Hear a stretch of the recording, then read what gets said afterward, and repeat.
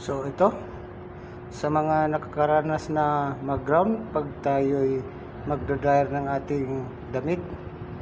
So unang gagawin natin, titingnan natin yung spin motor.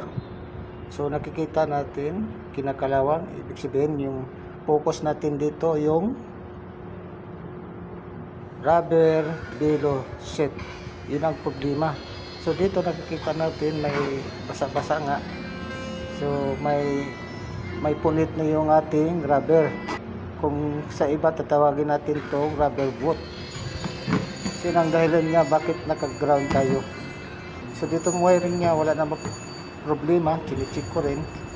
So yun ang problema niya, yung rubber below sheet.